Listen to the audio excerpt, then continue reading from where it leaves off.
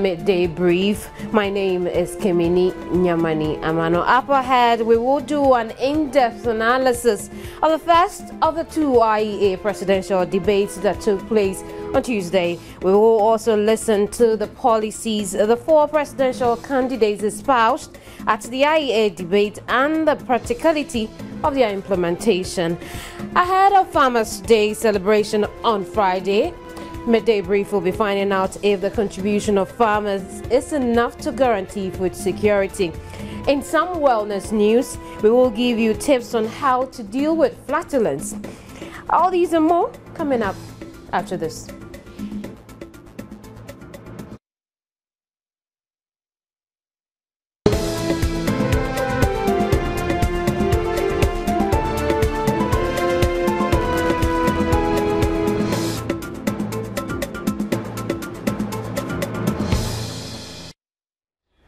So in our first story, the civil and local government staff of Ghana CLOCSAG will embark on a nationwide strike starting today to register their displeasure over what they term unfair treatment by government and the Fair Wages and Salary Commission in migrating them onto the single spine salary structure. Executive Secretary of the Association, Isaac Bampo Ado, said several petitions for government to address the problem have fallen on deaf ears, necessitating the strike.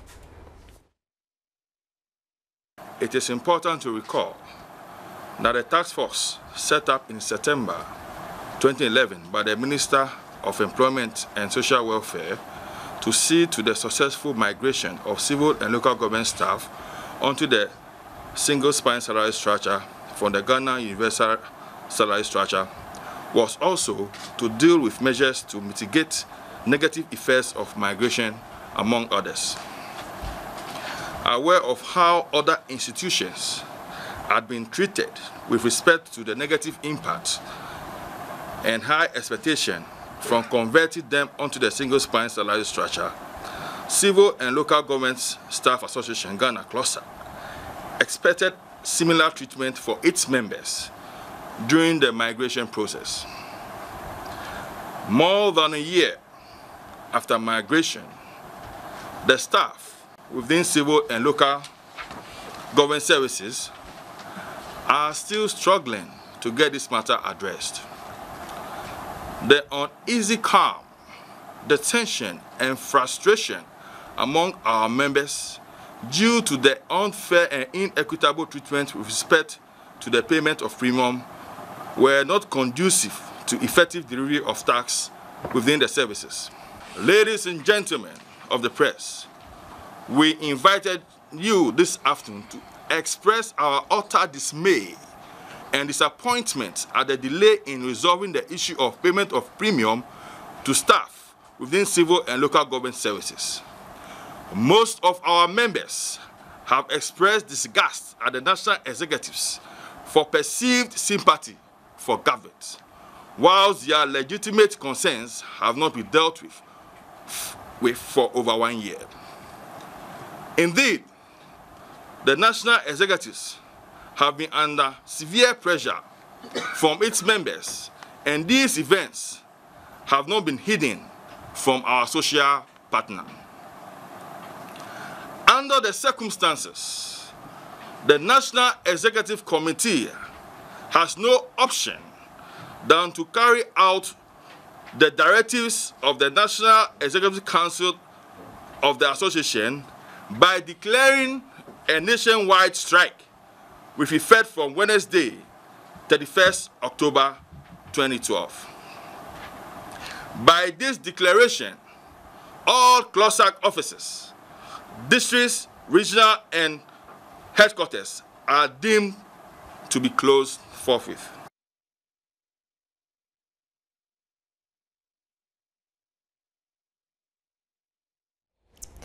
And we have on the telephone line Samuel Need-Clote Collison, Greater Accra Regional Secretary of CLOCSAG, to tell us whether indeed they have started a strike or perhaps government and the Fair Wages and Salaries Commission has heeded to their calls already after the threat of a strike yesterday. Good afternoon, sir. Good afternoon. Thanks for joining us on the Midday Brief. I'm very well and I hope you are too. Yeah. What exactly is the situation with the strike at the moment? Come again. I'm asking, what is the state of Clox's threat to embark on a strike today? Well, as I have listened to my ES very well, and everything has been stated in it. But Greater Accra first declared the strike action as a region because we declared a strike action on 7th September 2012, and then the government called the regional executives of Greater Accra and national executives, and we all sat down. And it was agreed that an interministerial committee should be set up to see to the payment of premium to workers of the civil and local government services. So at this moment, we can say CLOCSAG is on strike? Definitely we are on strike. CLOCSAG is on strike. We are carrying on the strike action until our due demands are met. Have you had any response from government or the Fair Wages and Salaries Commission, especially since yesterday? Greater Accra as a region has not heard from any of those institutions. I don't know of the National Secretariat yet. So if at the end of the day you do not get any response or you do not get your demands responded to, what will you do? We go ahead with the strike action. You stay out of the job? Yes, please. So That's exactly what we have started now. in other words, your strike is endless. It's on. Come again? The strike action is on until we hear from government.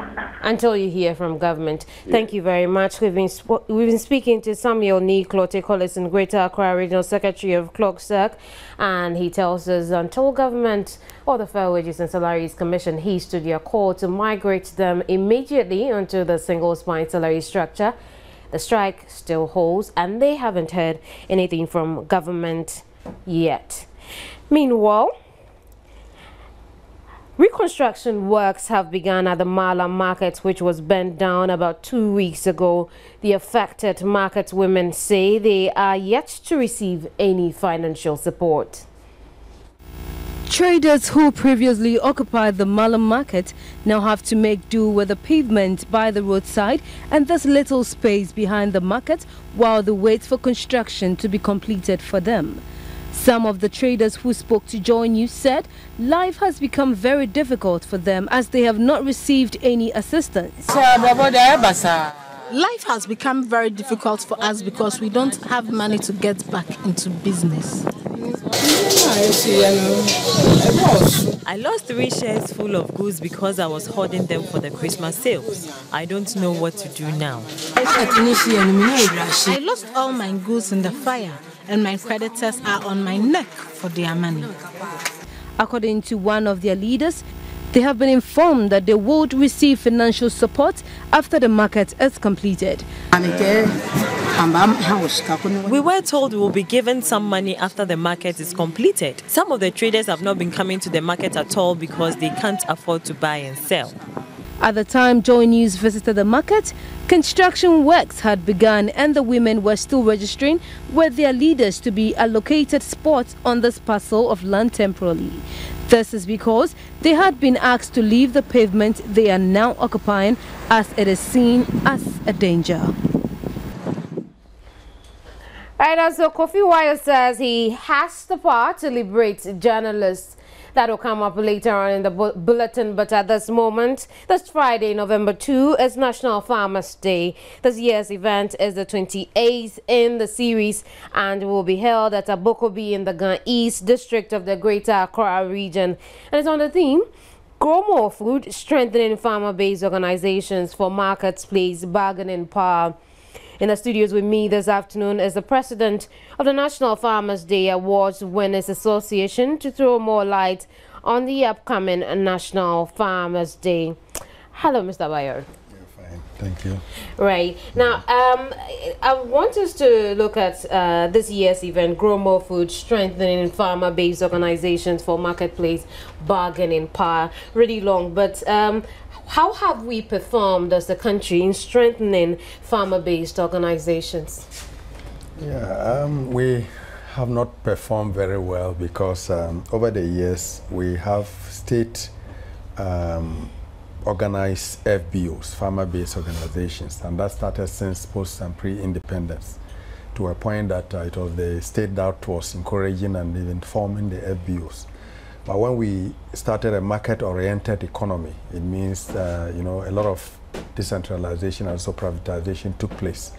So we have farmer-based organizations like the Farmers Council, the national cooperatives, and various farmer-based organizations now have to stand on their own. For that reason, it weakened the position of the farmer-based organizations at that particular time and currently, because you need funding to be able to organize yourselves, you need to be able to have your own offices, you need to be able to deliver services. Previously, you realized that even cocoa, it was the farmer-based organizations which were buying cocoa for government. And that, I mean... So what are the things that government is not doing right to serve as incentives for the growth of agriculture? The farmer-based organizations need to be created automatically by the producers themselves according to product category. And if you say farmer-based organization, it's a group of people in one common business having one common interest to promote their own, product and their livelihood. So then the need for farmer-based organizations to stand on their own and then get support either from financial institutions or also get technical support from the Ministry of Food and Agriculture, and also be able to be the actors on the ground to implement policy. Now, and this could have an effect on the bargaining power as far as market prices are concerned. How? Yeah, you realize that if you're an individual farmer and you have your plantain, you go to the market, you will not have any bargaining power because another person is going to come and prices will not be, you will not dictate the price. But when the farmers are organized and you put your product together, quality product, you can have a single voice and one price, and that price could benefit you. So that is what it is if you are in a group and you are selling in a group. I mean, the scale, if there's an order for an industry and you are an individual, you cannot be able to meet that order. But together, as producers, you can be able to bargain properly to be able to also have a market, either a production contract, or what you could also have is that you can contribute to support yourselves in terms of getting acquisition of credit facilities. If you go as an individual to the bank may look at you and say, look, we cannot grant you credit because we don't trust you. When you are in a group, what will happen is that the bank will have confidence, because definitely if all of you have contributed 100 Ghana cedis, you will have about 10,000 Ghana cedis. And for that reason, or 1,000 Ghana cedis. So for that reason, your capacity to borrow more and then the trust for the bank will be more for you to be able to do your business. Say at this point, kiss the ground, we are hit by a very bad drought. We could say that food security in the country will be a bit shaky. Yeah, that comes to what we call irrigation. You know, we only have tapped 1% of our irrigation potentials. If you go to India, India is 59% rain-fed and 49% irrigation. So you realize that whether rain falls or rain doesn't fall, they can farm comfortably. But we have not. But you see, I only use drought as an example, but we could be faced with many other problems. What I want to find out is, what is the state of the country's food security? We are food secured because, yes, we are able to feed ourselves. The availability of food is there. The distribution of food is what is the issue. The food is not being, distributed, evenly because of bad road network, post-harvest losses. That is one of the issues. And the next thing is that we are importing about 70% of various produce to augment what we are producing. And that is where we are now. That's the challenge we have, because currently where we are importing the food from the US, part of Asia, they are facing drought, and some, even in the UK. And then in Asia, they are facing floods. It means that there may be hikes in food prices, because when you go there to buy, they may not have enough and the price will be hiked. So what we should do now is that to guarantee food security is to increase production locally and also ensure that our irrigation potentials are enhanced so that drought will be able to eliminate drought. Floods is also another cause. Right, I get you, but with the fact that we don't even have a strengthened farmer-based organization, coupled with the fact that we still rely on the weather to grow our crops largely in the country, it makes me feel as though saying that we are secure as far as food is concerned is just to make us feel good about it. Instead of the issue on the ground, so that that doesn't mean that Ghana has food storage for the next 50 years. If we decide not to farm, we can still eat. No, that I can tell you, no. You know, if you say you are food secured, there are 3 dimensions to it. Either food is available, but you are not the one producing the food. You get the point. So you are secure that within, I mean, people are able to get enough food to eat. But if you say, do you produce enough? Then I will say we are not really producing enough because we need to expand production. Thirdly, if you say you are food secured, you need to be able to have food for 3 years, indicating that should in case there's any problem, either a drought or flood, you can sustain yourself for that, which we are not. But there is food available. We are not under any threat of food insecurity. But that does not mean that we are secured when it comes to food. But then again, what are major threats when it comes to food security in the country? Our major threats is that we have 40% post-harvest losses currently of what we are producing. We are losing 40%. So we need to be able to reduce the post-harvest losses, ensure that there are adequate storage facilities, and then there are also adequate road network. We also have to add value. We cannot continue, producing food at its raw stage, because that is where you lose much of the food. So we need to transform the food to end products. So we need a full value chain, and that should be a private-led system.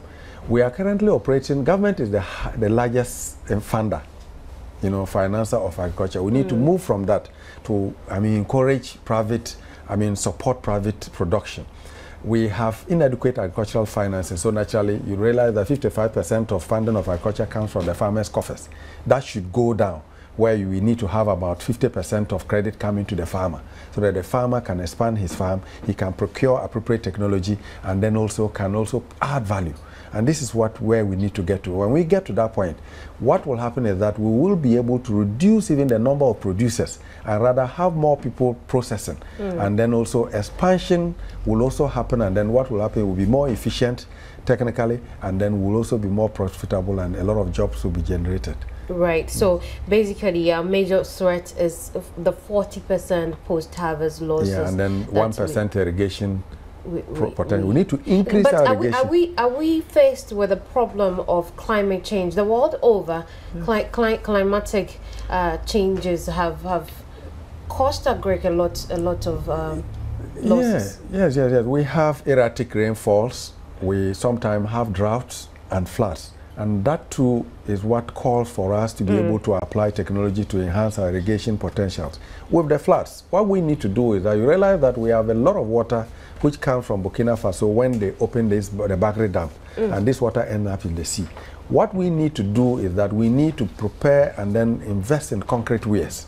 A weir is where you do a culvert crossing the river, where the water will come and floods. So every district or every village across the country will have enough water left over, because after some time, if you go in the next 1 month to the Upper East region, you will not find water in the red. You see, I'm worried because these are not things we do not know. We know them, and we know we have to implement them. What exactly is the problem when it comes to implementation? It's like we don't want to do it. The issue is less investment comes from the agricultural sector. You realize that under the Mobutu Declaration, every government within sub-Saharan Africa has to invest 10% of its budget into agriculture, which we are not doing.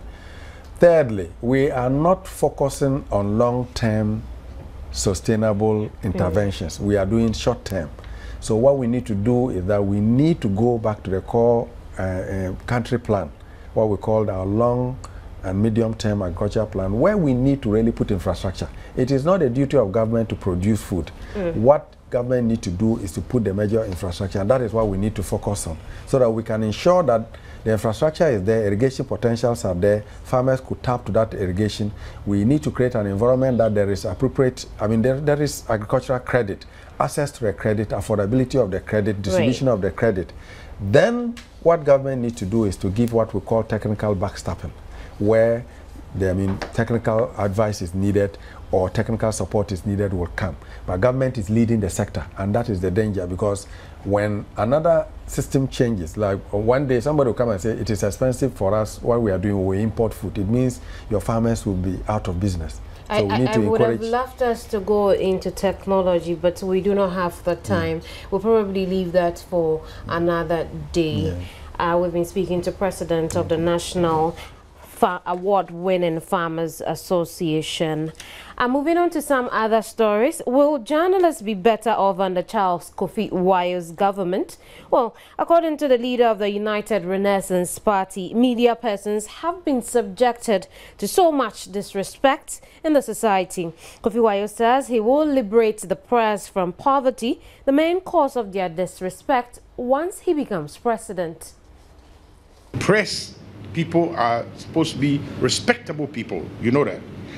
They're people who are, you know, what we call transmitters.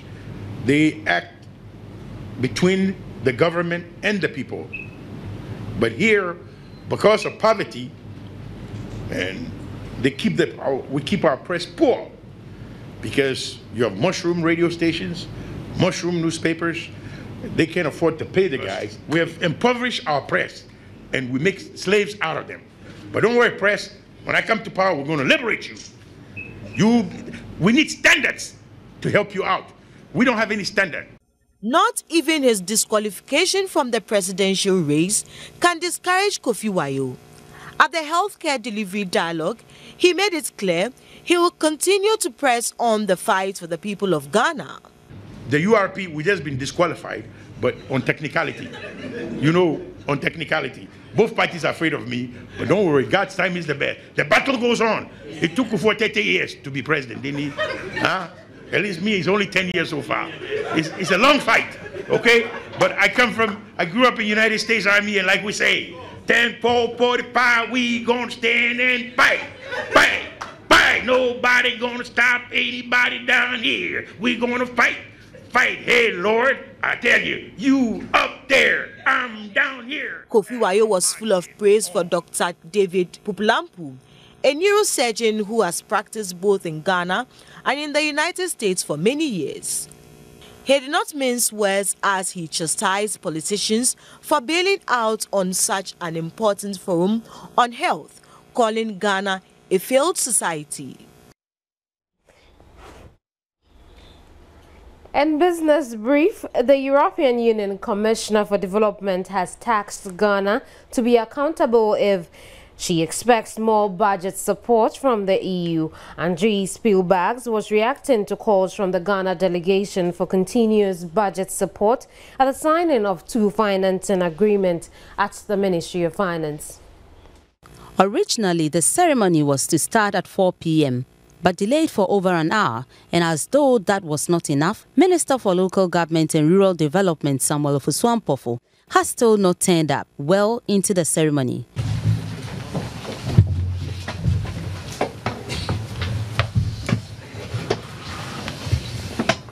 This obviously triggered comments from the EU Commissioner after the Ghana side requested for more budget support. Spielbergs said Ghana needed to be accountable if it wanted more support, citing the lateness of the minister. But it's not for us obsession just use budget support for budget support. We believe that if government is wholly involved and really feel empowered, and in this case Ministry of Health and Ministry of Local Administration, and I regret that minister is not here because for me it seems that he is less interested in it, but I know that pre-election time is a rather difficult time. I believe that it is crucial that line ministries support you, Minister of Finance, because you will always try to get through the budget. And then it's important that line ministries support your drive that is channeled through the government, because in principle it is the best support form.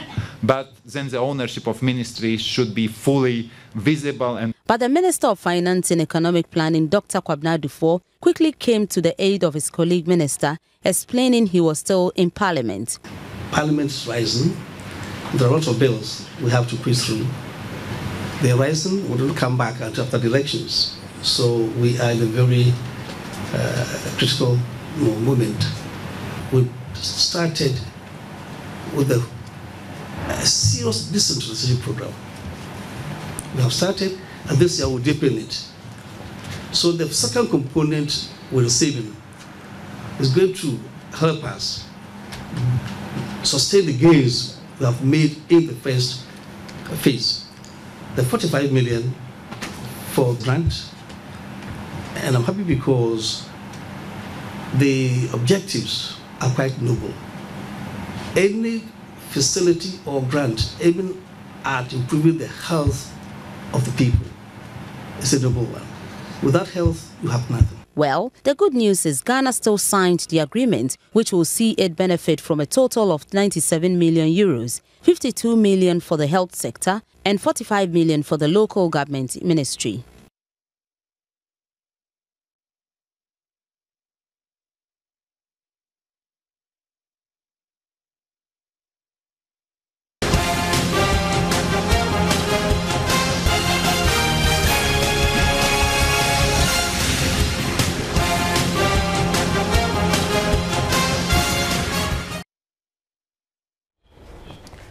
You're welcome to your election headquarters, and we are joined in the studio on the telephone line right up by Dr. Clement Apak,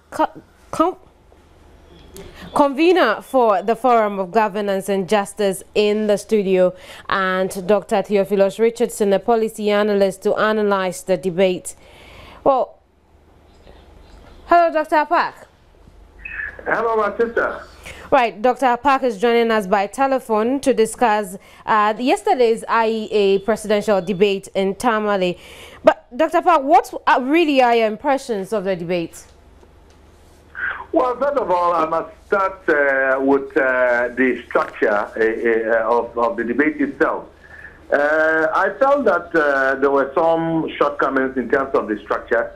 For example, having them speak for a total of 5 hours with intermittent breaks that add up to just about below 30 minutes, or at least at most 30 minutes, I thought was rather too exhaustive in terms of the length of the debate. I also felt that there were rather too many questions, and the time allotted to the candidates to espouse their views on the questions was not enough. Because in 3 minutes, it is very difficult for one to truly do justice to a topic. And I also felt that the 3 rebuttals allowed per candidate for a 5-hour debate was rather too constraining, because there were many times that I felt that, for example, the president, Abu Sakara, and in fact, Nana Akufo-Addo, would have liked to rebut or to state a point to clarify an argument or a statement made by another candidate, but they had run out of the number of rebuttal options that was available. So structurally, I think that it wasn't the best, but at least it now gives the organizers of the debate a basis to look at the format and perhaps to look at the structure of the next debate that the presidential candidates are going to have. Right. Now, when you come to the candidates themselves and their presentations, I think that by and large, most Ghanaians may have been rather surprised by the performance of Dr. Abu Sakara, because Nana Akufo-Addo, obviously, is a seasoned politician who has been in and around the country, has participated in a similar debate as a candidate in 2008. And of course, the president, His Excellency John Dramani Mahama, being the sitting president, a former member of the parliament, and the vice president, is also well known for his positions on a lot of these issues. So I think the surprise was likely Dr. Abu Sakara. And I think that I must be very honest in stating that I was particularly disappointed about the performance of Hassan Ayariga of the PNC. Although he raised some very important issues, I thought that he didn't have enough gravitas. He was not very capable of completing points that he started. He seemed to have been all over the place, which made it very difficult for listeners to follow his train of thought. So these are my general observations. But I thought that all in all, They all acquitted themselves respectively. Dr. Park, we'll come to the critical issues and how they were addressed at the IEA debate yesterday. But first, I want you to stay on the line as we take a look again at some of the notable sound bites from the debate yesterday.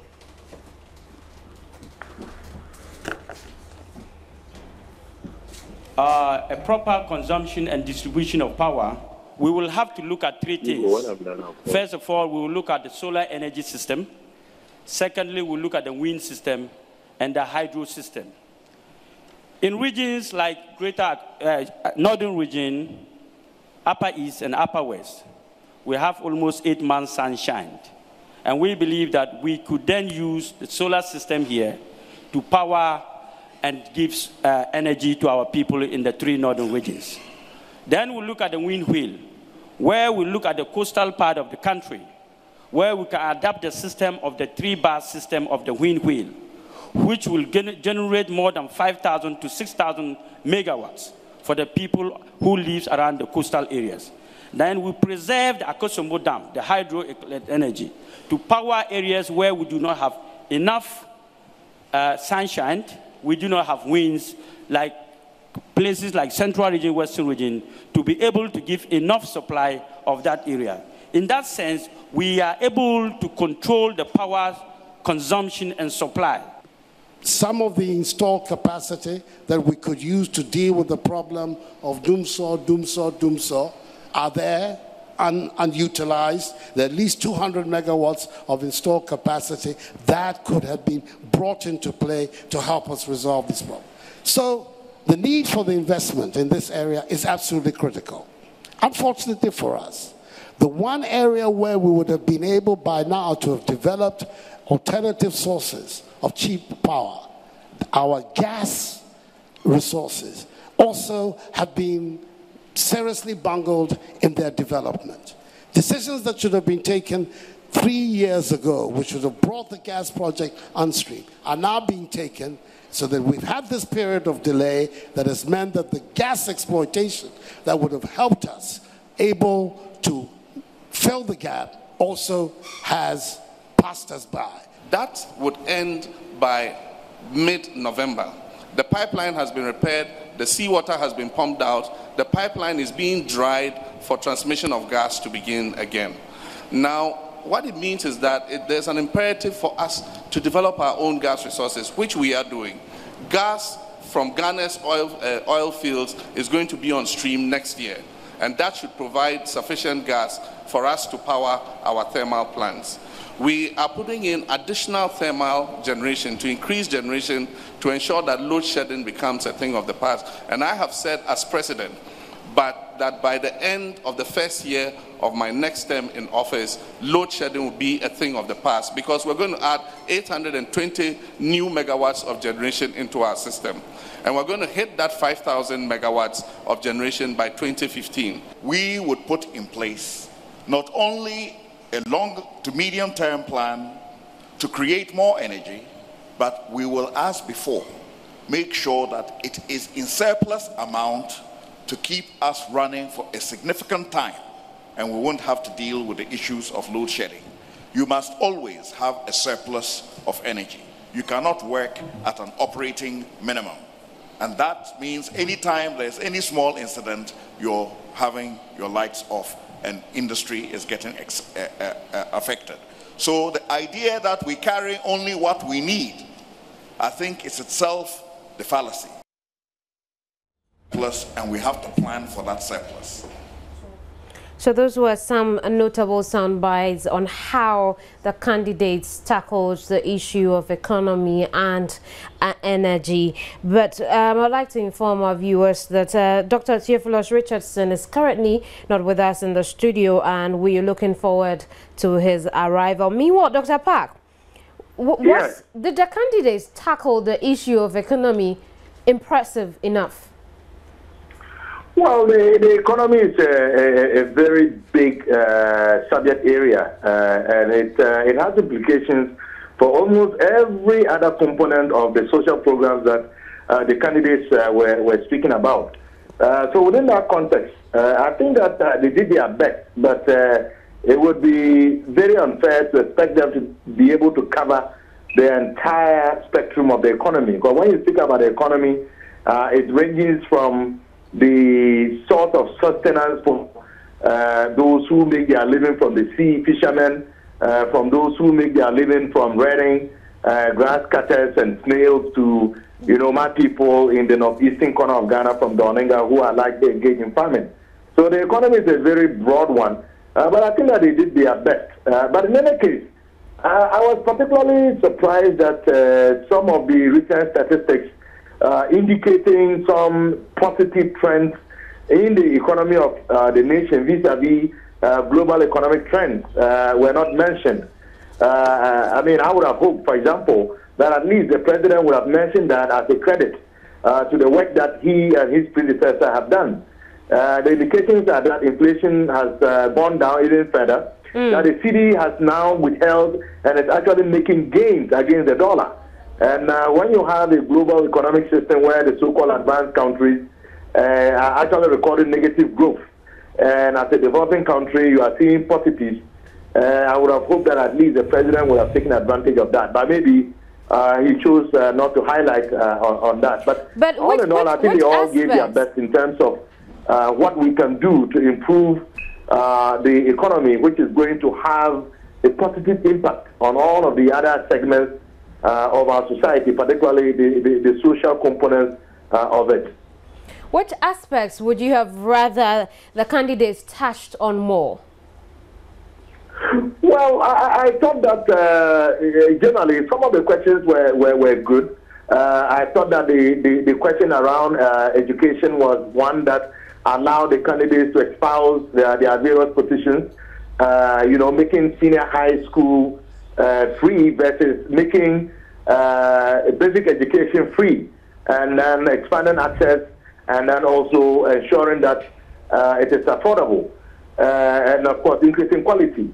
And of course, Abu Sakara spoke about the CDP position of making it compulsory.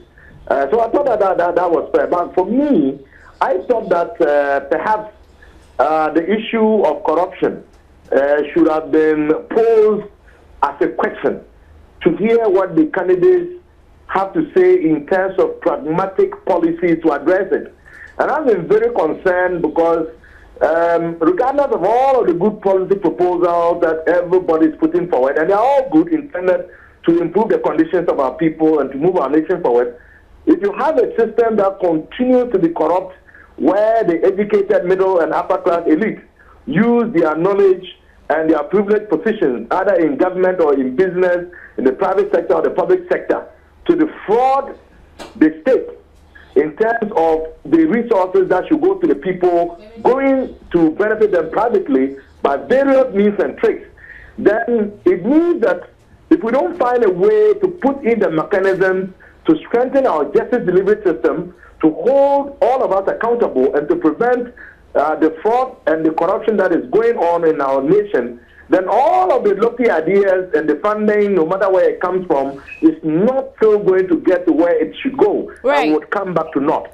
So I was a bit disappointed that there was no direct question on corruption. But I was also quite amused Dr. that, for example... let me have you hold on again, and let's listen to what the candidates said when questions concerning the health sector were posed to them. We will stop the use of NHIS funds to fund other activities of government, which has become a feature of the management of the NHIS in the NDC era. The NHIS funds are there for the development of the NHIS. That's the first thing. Secondly, we will restore confidence in the system. That confidence has been seriously battered these last 3 or 4 years. Scheme. We want to revive it and make sure that it is spread. Membership in the NHIS is declining. The renewal of membership in the NHIS is declining. The active membership has gone down from over 9 million to just over 8 million. The renewal rates are all down. All of these are a sign of the lack of confidence in the system. The NHS has grown phenomenally since the NDC came into office.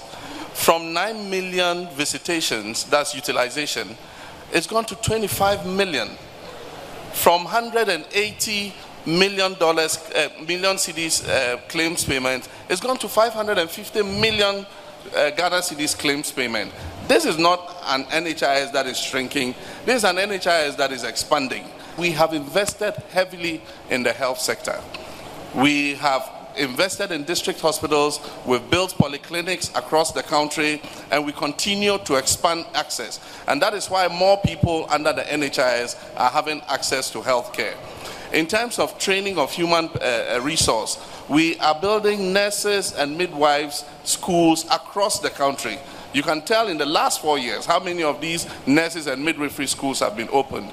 We have opened health assistance training schools across the country to provide more health assistance for the health infrastructure. Health is premised on access to clean drinking water, sanitation, and medical care. It is therefore a multi-sectoral approach that is needed to bridge the huge infrastructure deficit. And we will do this in 3 areas: to address the issue of prevention in the first place, secondly, to address the issue of access, and then to address the issue of adequacy of health care. Now, the first thing we will do is to establish an infrastructure financing authority that will be able to source funds from municipal level, national level, and international level to create bonds to fund that huge infrastructure deficit. The use of contraceptives, I believe that will help control our family planning. It is important, first of all, to be able to control the system so that we do not produce a lot in the system. Secondly, we will look at training of doctors, midwives, nurses, medical practitioners, and labor attendants. Thirdly, we'll look at more ultra-modern equipment that we'll be able to use at the hospitals. Today, you realize that when there are many operations, we are not able to access enough energy to start an operation. So it becomes very difficult for people to carry out operations. So we are looking at equipping the hospitals with ultra-modern facilities and equipment. Right, so those were some comments and responses really to questions on health from the floor. Dr. Park. Well, unfortunately, we have lost him on the telephone, and I'd like to inform you that there'll be a playback of the IEA presidential debates which took place in Tamale yesterday, immediately after the midday brief. We are also expecting to have an interview with the NDP interim chairman, national chairman Josiah Ayer. As and when we have him on the telephone line, we will bring you that interview. We'll take a break. We'll be right back.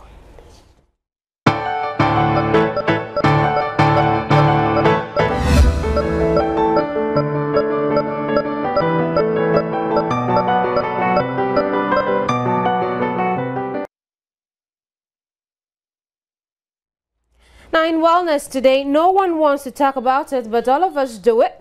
Some more than 30 times a day. Some people are proud of it, others go to great lengths to contain it. Yet there is no denying everyone does it. Breaking wind is an embarrassing gastrointestinal phenomenon we all face daily. Today on AM Health Bill, we are joined by Professor Alex Dodu to throw more light on this sensitive yet intriguing topic. In a Ghanaian setting, it is still interesting to note that when an adult farts, it's blamed on the child because no adult feels comfortable to own up to the act. Flatulence, also known as passing wind, is a normal biological process, but it's a major source of embarrassment when it happens in public. It tends to create an awkward situation for people. People can pass wind only a few times a day, others a lot more, but the average is said to be about 15 times a day. When someone farts, it is often laughed at, but excessive flatulence can be embarrassing and make you feel uncomfortable around people when it is released under pressure, creating a sound accompanied by foul smell.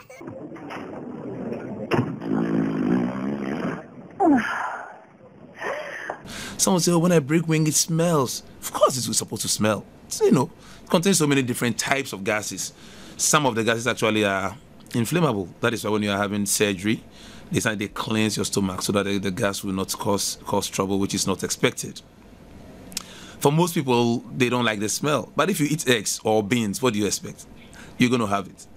There's nothing wrong with it. Absolutely nothing. It's just a problem, like I said, if you are in the midst of your friends and you want to do it silently, and unfortunately, yes, it's silent, and yet the smell is so bad, then you feel very uncomfortable.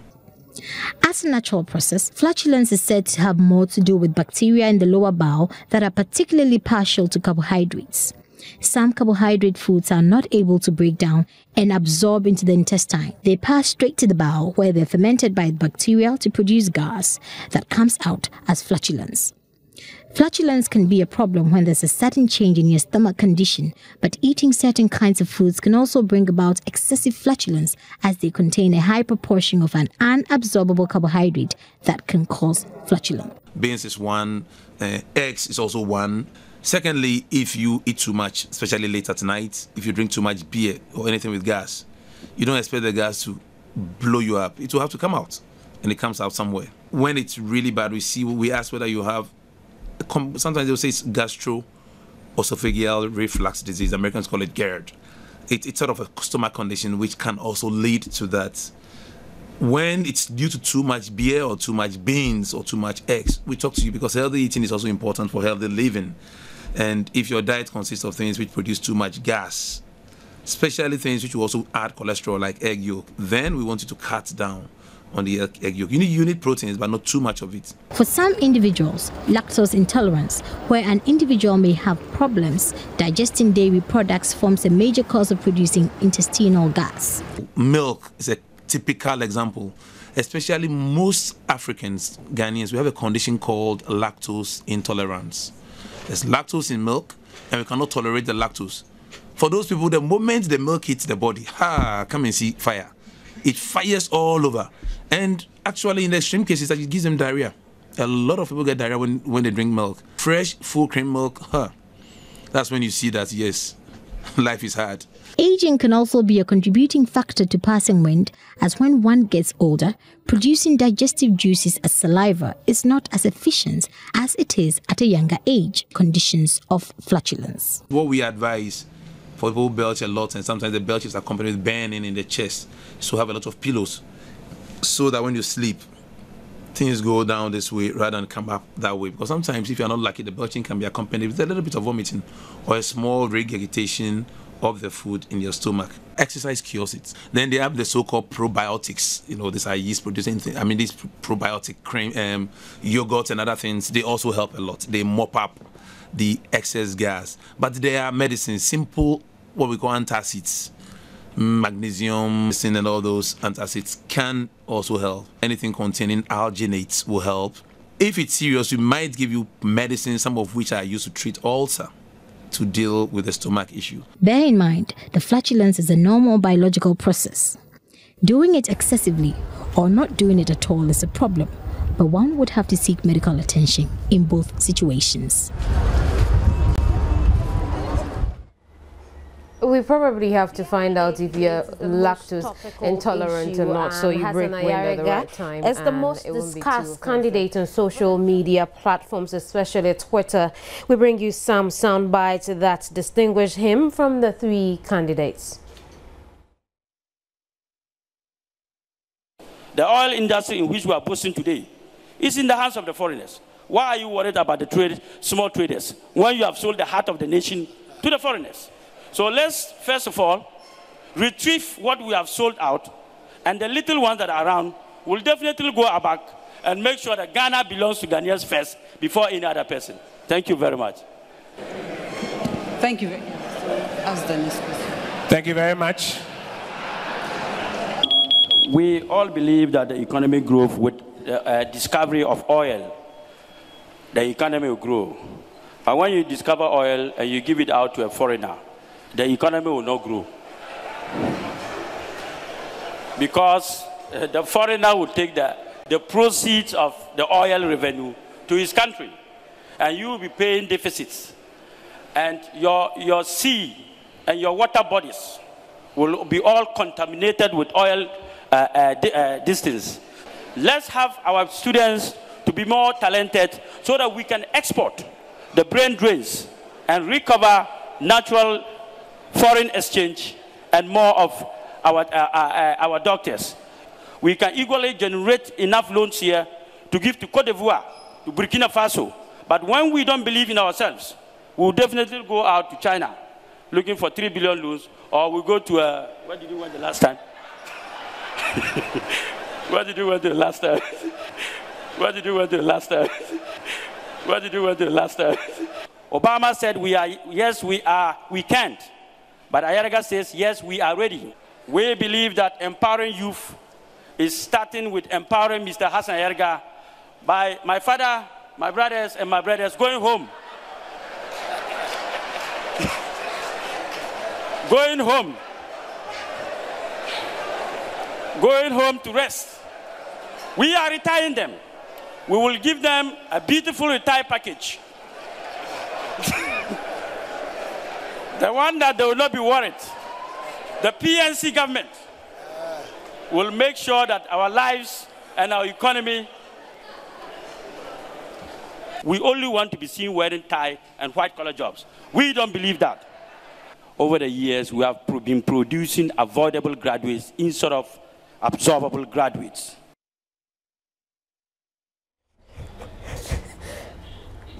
What a way to end the bulletin this afternoon. We apologize we were unable to bring you the interview with Josiah, interim party chairman of the National Democratic Party, but we'll bring you issues that were raised at the press conference in our subsequent bulletins.